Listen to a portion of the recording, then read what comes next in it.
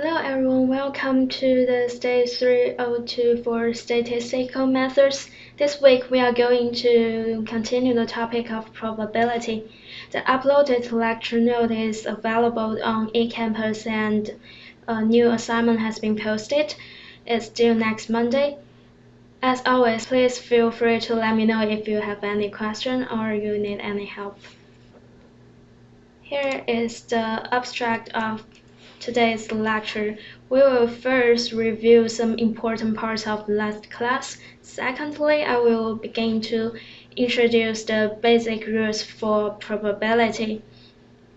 Venn diagram is a simple tool for analyzing the relationship of events, including intersection, union, mutually exclusive, and so on. Then we are going to talk about the conditional probability, which is a very intuitive idea but of great importance for advanced statistics.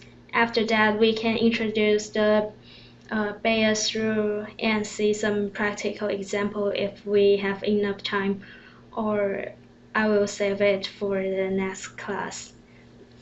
Okay, let's get started. Let me quickly wrap up what we have learned about last week. So we've introduced some basic numerical statistics and graphs for descriptive statistics, and some measure of spread is also included. So basically, for different type of statistics, we can use different methods to describe them.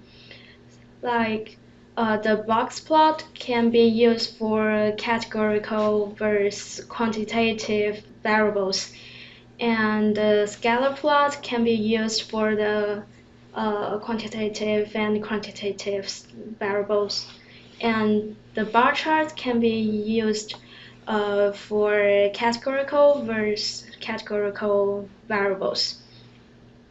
We can also come up with some summary statistics like the mean, median, correlation, proportions for these variables. And further, we can also analyze the relationship between different variables. For example, we can explore whether these two variables are independent or they are related to each other. We've also talked about the concept of randomness and probability. Random experiment is a situation involving chance that leads to result called outcomes. Although chance behavior is unpredictable in the short term in most cases, it has a regular and predictable pattern in the long run.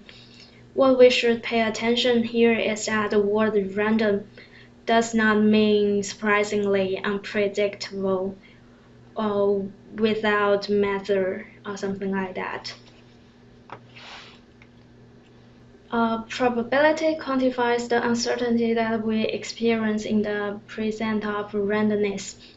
The probability of any outcome of a random phenomenon is the proportion of times the outcome would occur in a very long series of repetitions. If a random experience is repeated m times, then the probability that event A occurs equal to the number of times A occurs divided by the number of trials n.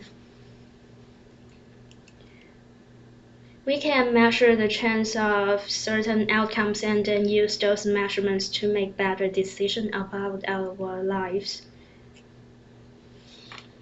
So that's what we've talked about last week. Let's move on to the topic of today.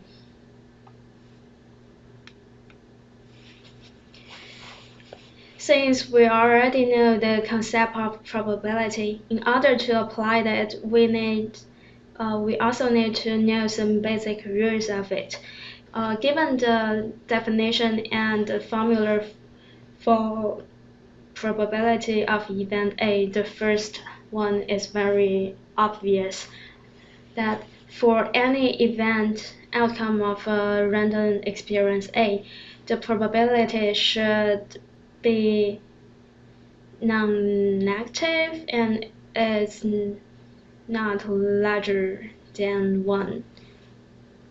For any event A, it can either happen or not happen. So the number of times A occur in n trials cannot be negative. It can be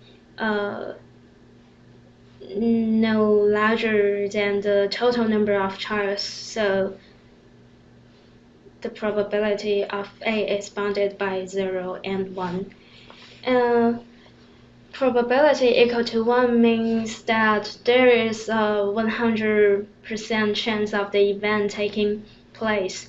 It is guaranteed to occur. And otherwise, if the probability equals to 0 means that there is a 0% chance of A taking place, which means event A is impossible. The event A does not occur is called the complement of A, and it is written as AC, also called not A. So here comes the trivial result that the probability of A equal to 1 minus the probability of not A. So PAC equal to 1 minus PA. Let's work on some examples to make sure you understand these rules and you can apply it in your daily life. So the first one is that in a study on highway safety in 2000, 0.4% of people who were involved in a vehicle accident died. What proportion is 0.4%, and what percentage didn't die? It's actually a very easy one. So for the first question, you just need to be careful that 0.4% is 4 over 1,000 or 0.004. And for the second, you just need to use the complement we just mentioned. The probability of the people who involved in a vehicle accident that did not die equal to 1 minus the probability of the people actually die in the accident. So it's 1 minus 0.004, which equals to 0.996. And the next example is as the following. A large grocery store chain is interested in choosing 10 employees for managerial training. If there are many employees and half of them are men, what's the probability that at least one woman will be chosen? You can have like 10 seconds to think about it, and I will show you the solution. Let X be the number of women we chosen in the 10 people. What we want based on the statement is the probability of X larger or equal to 1. To calculate this, we would generally add Px equal to 1 to Px equal to 10. That's like the most common way and most intuitive way we calculate it. Or we can take a shortcut. Because all possible events that could happen are that X could be 0, 1, 2 to 10. So all their probability must add up to 1. we can easily calculate the probability of x larger or equal to 1 is equal to 1 minus probability x being exactly 0. So there is a typo here. It should be 1 minus 0.00098. That's the answer.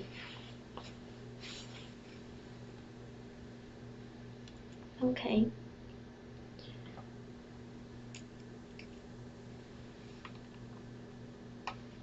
Now we are going to introduce the Venn diagram, which is a very useful and simple tool for analyzing the relationship between different events. Basically, what you do is you can represent an event with a circle in here, and you can analyze the relationship between different events just by seeing how these circles interact with each other. So with this graph, we can now introduce some relationship of different events. The first definition is intersection, which is denoted by A cap B, which means the event that both A and B occur. And you can see from the graph is this region, both A and B occur here. And the second definition is union. The union of two events A and B is denoted by A cap B. It means the event that either event A or B occurs. This means the whole region constructed by only A happened, and A and B happened, and B happened. And there is a very important formula for the union of A and B is the probability of the union of A and B equals to probability of A plus probability of B and minus the intersection because we've added the intersection part twice. Here are some examples. Please try to translate the statements into set notation. And if you need, you can just use the Venn diagram we've mentioned on the previous slides. Okay, for the first example, a hiring manager wants to hire someone with master's degree or 2 years of experience. What the manager wants is someone with either a master's degree or 2 years experience. So if we denoted the first requirement as M and the second requirement of 2 years experience as T, then the requirement of the manager and is just the union of M and T. And for the second example, a shopper is looking for brown organic eggs at a grocery store. If we write this in a set notation, with B denoting the brown eggs and O denoting the organic eggs, then what the shopper wants is the eggs satisfy both these two requirements. So it's the intersection of B and O. Is that clear? Okay, let's move on. There's another type of relationship of events called mutually exclusive events. It's also called disjoint events, which means when the experience is performed a single time, if the occurrence of one event precludes the possibility of the occurrence of another event, then the events are called mutually exclusive.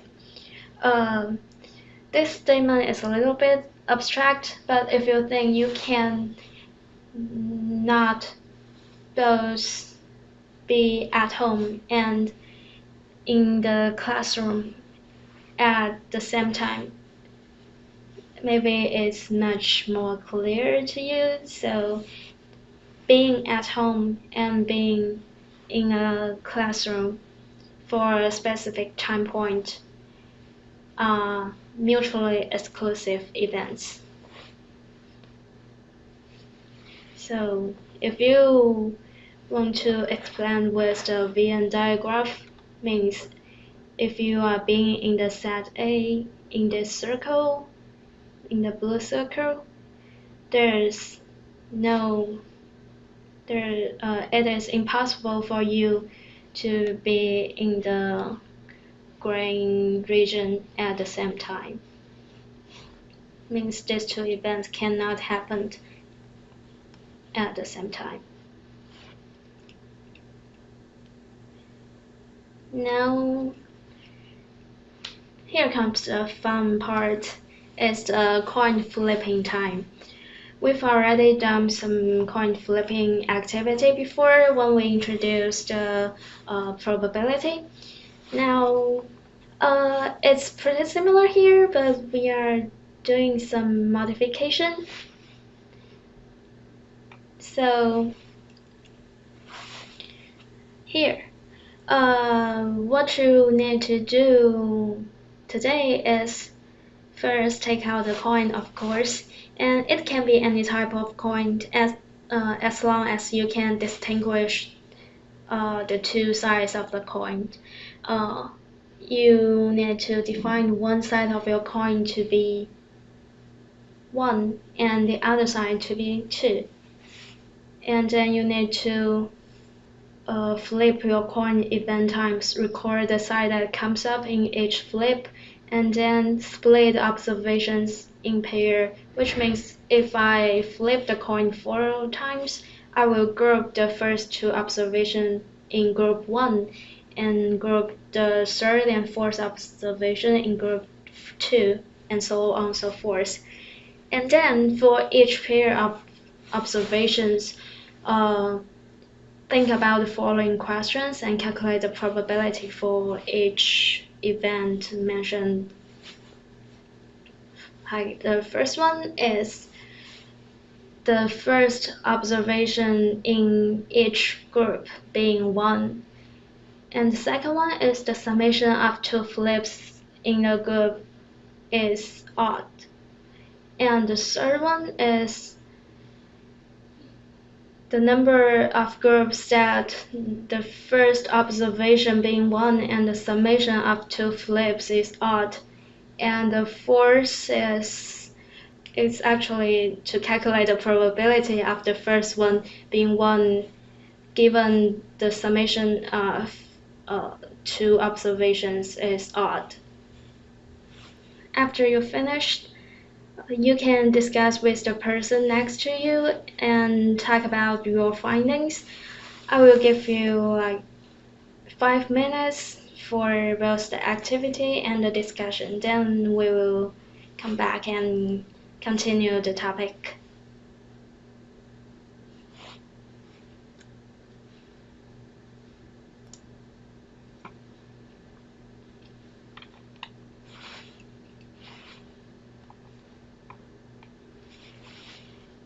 Does anyone has any interesting observations they want to share with the class?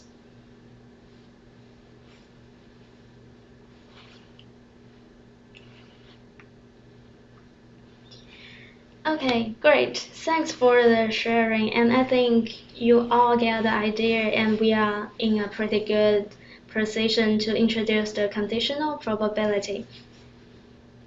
So, as you can tell from its name, it's a probability but have some condition. Remember in the activity, we conditioned on the sum of 2 observations being odd. So we basically narrow down the potential outcome space to the space that satisfies this condition. So if you think about it, conditional probability can actually be thought of as a means of adjusting probability in the light of new information. In symbols, the condition probability of A given B can be thought of as an adjusted version of the probability of A in light of the additional information that B has occurred. And here comes the formula of the conditional probability of A given B is as the following. The probability of A given B occurs equal to the probability of the intersection of A and B divided by the probability of B. So if we try to understand better of this formula, we can take a look at the Venn diagram. So what we do here is first we find the probability of the intersection of A and B, and then we divide it by the probability of B, which is equal to the ratio of the region of intersection of A and B to the area of just B. Right? So this is actually a pretty straightforward concept. Let's go through some examples to make sure you can understand the conditional probability. So, 1,000 drivers were questioned and classified according to their age and the number of accidents in which they were involved in the last year. Given the result in the table below, a driver is selected at random from 1,000 drivers, and then we are asked to find the following probabilities. First is the probability that the driver has had more than one accident that is aged less than 13.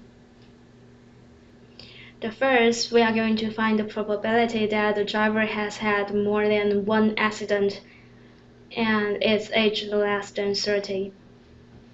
So first,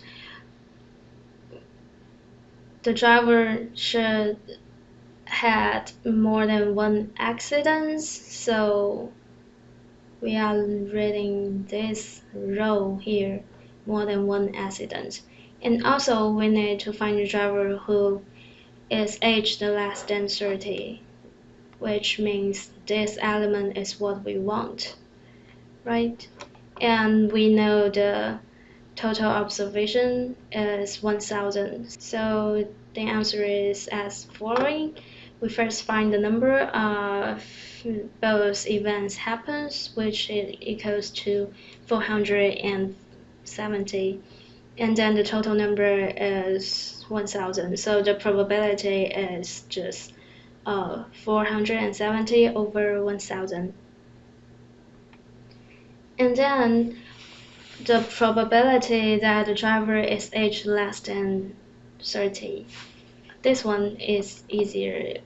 We can just read the number here is the number of drivers aged less than 30 and divided by the total number of observations. So it's just 600 over 1,000.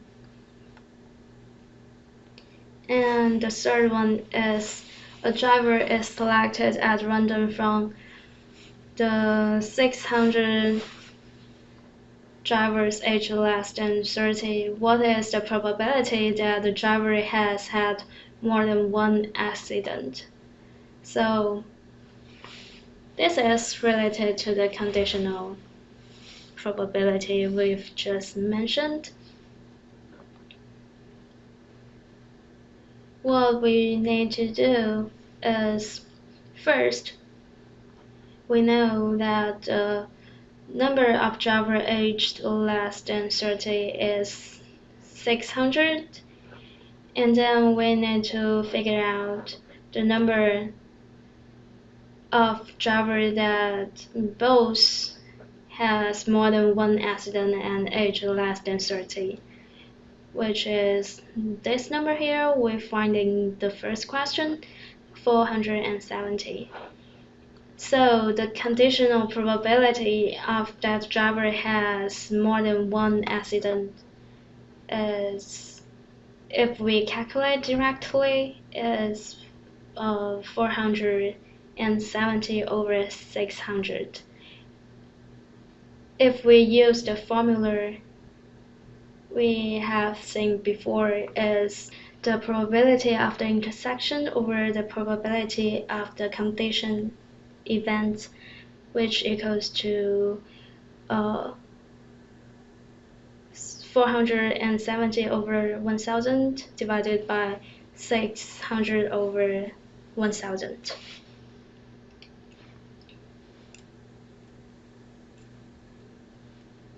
And if we want to connect it with the formula, the probability of A is the probability of the driver has more than one accident, which equal to 700 over 1000. And the probability of B is equal to the probability of the driver age less than 30, which is 600 over 1000. And the intersection of A and B equal to the probability of the driver being in aged less than 30 and had more than one accident, which is the 470 over 1000.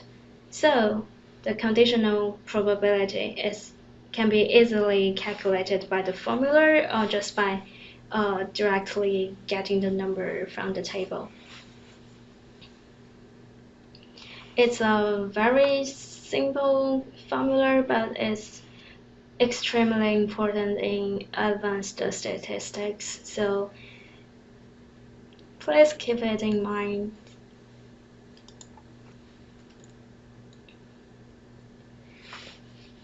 Also, based on the conditional probability, we can have the following two formula. The probability of intersection equal to the probability of A times the conditional probability of B given A is a symmetric formula, also equal to the probability of B times the probability of A given B. So we can rewrite the conditional probability as the following one, which equals to the probability of A times the probability of B given A divided by the probability of B. It's just a very simple rewriting, but it's actually provided a prospect to explore some events and their relationship and calculate the probability. It's a very handy tool in the future. And also it's closely related to the idea we are going to focus on the next week's class called Bayes' rule. So, as a summary of today's class, first of all, I've talked about the basic rules for probability. So for any event A, the range of probability of A is bounded by 0 and 1. It cannot be negative and it cannot be larger than 1. And also, please pay attention to the interpretation of probability. And the third one is related to the complement of event A. Also, I've introduced a very handy tool and it is very easy to use when you want to explore the relationship of different events, which is called the Venn diagram. And we've talked about the intersection the union and the mutually exclusive of different events. And in the last part, we've done some activity and we talk about the conditional probability. What you have to remember for this part is these two very important formula, which is related to not only the definition of conditional probability, but also is for the Bayes rule. So the probability of A given B equal to the probability of the intersection of A and B divided by the probability of B. And it can be reformulated as the third one, which equals to the probability of A times the probability of B given A divided by probability of B. Okay, since we still have some time, let's work on some examples.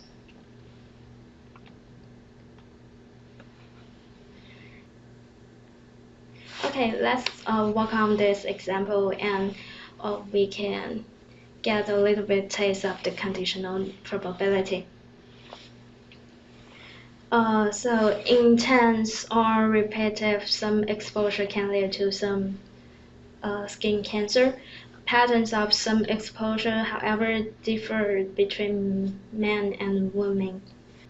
A study in Italian population found that 50% of the skin cancers are located on the hand and neck, another 41% on the trunk, and the remaining 44% on the limbs. Moreover, 44% of the individuals with skin cancer on the hand are men, as 33% of those with skin cancers on the trunk, and only 20% of those with skin cancers on the limbs.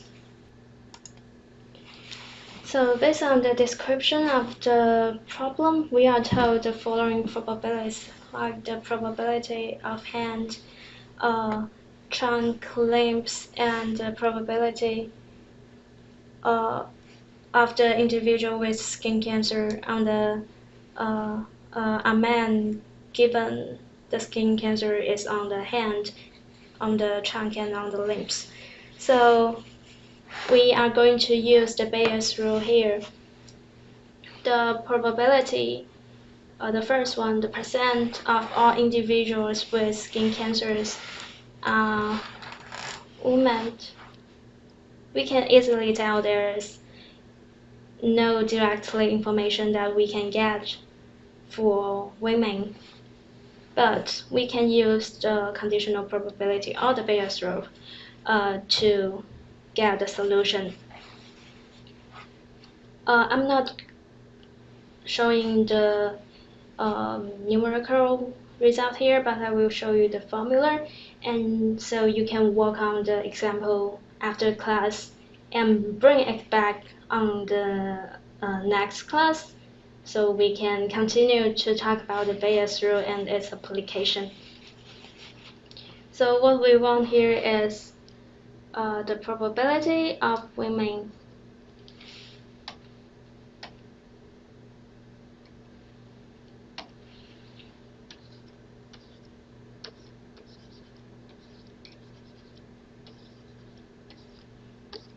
which is equal to 1 minus the probability of man has cancer. And the probability of man has cancer can be calculated by the probability we've given here.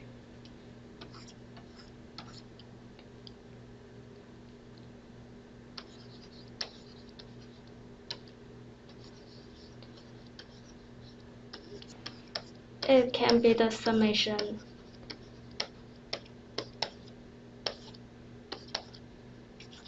of this 3 parts. And for each one, you can calculate by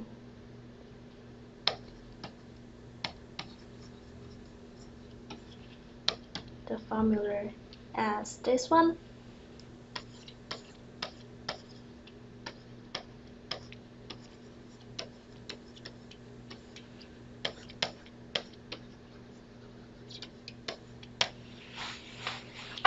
These are basically the information you need to calculate the first question. Please check it out after class to make sure you understand the complement of the probability and the conditional probability part.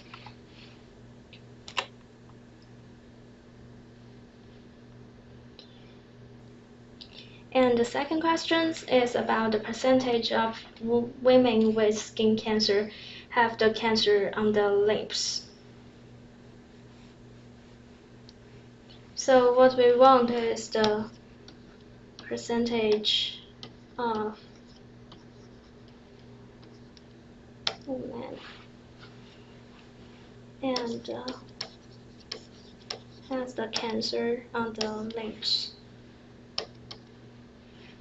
is equal to the percentage of the cancer on the limbs regardless of the gender minus the percentage of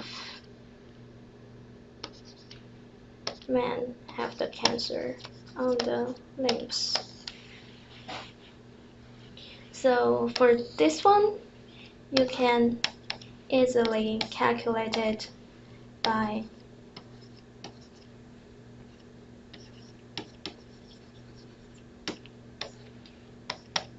the conditional probability formula.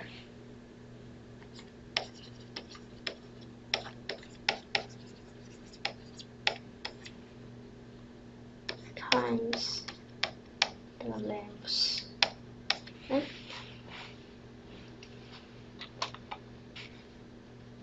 Okay, that's it for today's class, and hopefully you can get the idea of the whole class, and I hope you can work out the last example before the next class because it's strongly related to the material we are going to cover in the next class. And that's it. That's all for today. Thanks for coming.